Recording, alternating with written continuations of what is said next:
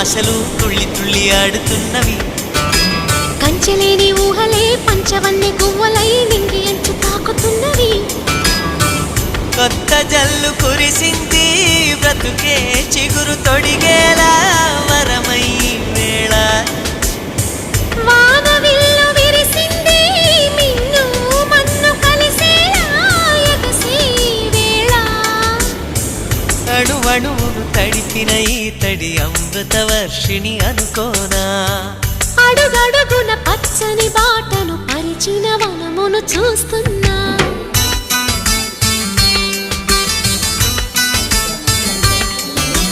కన్నులలో గిల్లిలో వెన్నెల విరిసింది.